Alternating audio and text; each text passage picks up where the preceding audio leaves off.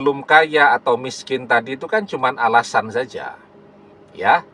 Intinya mereka menolak itu karena memang mereka tidak suka kepada kita. Bismillahirrahmanirrahim.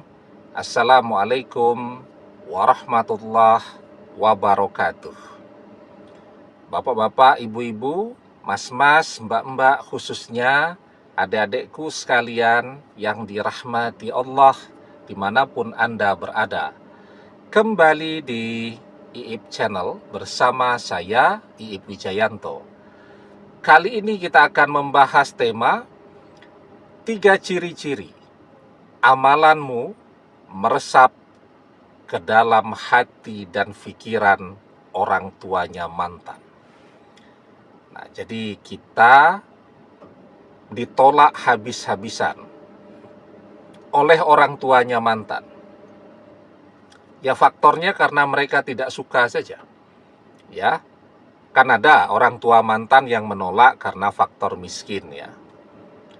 Maka solusinya kita kerja keras. Ya. Kita kerja keras, kita kerja sungguh-sungguh. Nanti kita lihat nih. Begitu kita mapan, kita punya pekerjaan dengan income yang besar, mereka masih nolak kita atau tidak? Ya.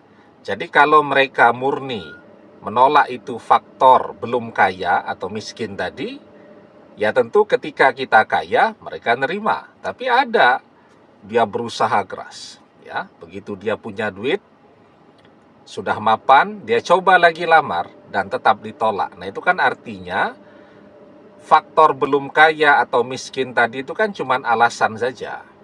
Ya. Intinya mereka menolak itu karena memang mereka tidak suka kepada kita. Nah, di video terdahulu, ya nanti coba dilihat ya.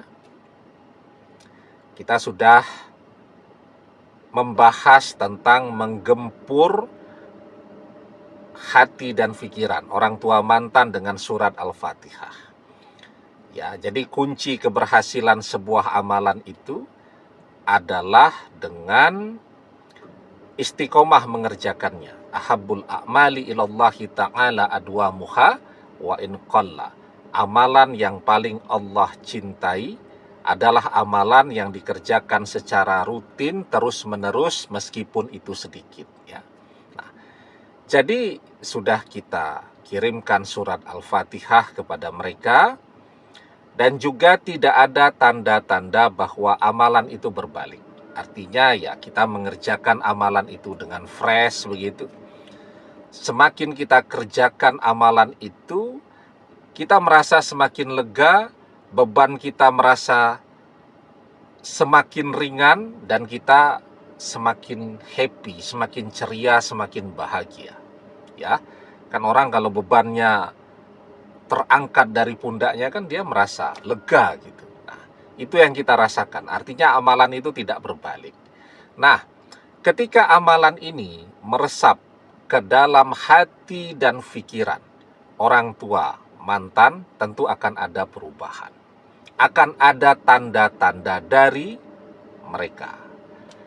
Yang pertama tandanya, mantan dari sudah tidak berkomunikasi apapun dengan kita.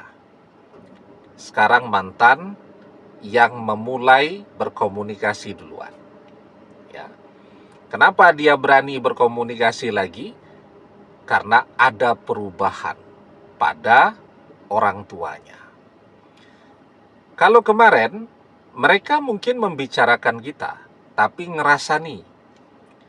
Tetapi sekarang orang tuanya membicarakan kita, mungkin karena mereka sudah punya pencerahan yang baru. Ya, bagaimana kabar kita? Apakah dia sudah bekerja? Apakah dia sudah punya calon atau masih sendiri? Ya, kamu bagaimana? Dia bertanya kepada mantan, apakah masih punya ketertarikan untuk kembali kepada kita? Nah, jadi biarpun sama-sama membicarakan, tapi sekarang topiknya beda.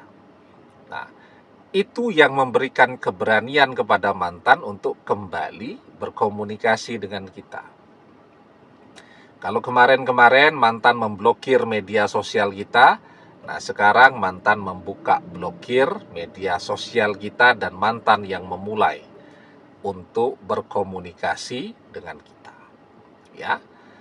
Yang kedua, orang tuanya mulai menitipkan pesan. Yes, atau titip salam, atau titip pesan kepada mantan kapan kita akan berkunjung, akan silaturahmi, ngopi-ngopi, ngobrol-ngobrol, dan seterusnya. Dan yang ketiga, orang tuanya yang menginginkan untuk bisa ketemu dengan kita. Nah, jadi ketika ketemu itu, biar tambah mantap nih ya, karena kalau amalan kan kemarin dari jauh ya. Nah sekarang ketika ketemu itu jangan lupa baca doa ya.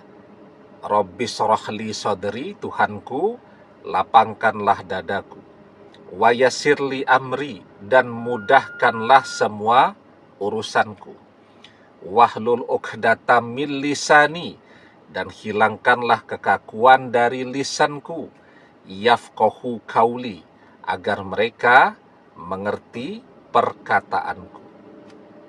Itu ya. Jadi berdoa dulu nih sebelum ngobrol dengan mereka ya, dalam hati saja. Nah, biarkan mereka bicara. Ya, biarkan mereka bicara ya. Kita eye contact dengan mereka. Kalau kira-kira eye contact kita grogi, kita tetap pertahankan arah pandangan ya, tapi kita fokus ke antara alis mereka. Ya, kalau eye contact itu kan sering kita jadi grogi malah. Nah, kita fokus pada bagian antara alis mereka, dan kemudian ketika mereka bicara dalam hati, kita kirimkan surat Al-Fatihah. Ya, insya Allah semoga sekali ketemu mereka langsung mengajak atau meminta kita menikah atau menikahi mantan. Ya, insya Allah. Nah, jadi kalau ada 3 tanda-tanda ini, insya Allah ya, waktu pernikahan dengan mantan sudah semakin dekat. Demikian, semoga bermanfaat. Wallahu a'lam bissawab, billahi taufik wal hidayah. Assalamualaikum warahmatullahi wabarakatuh.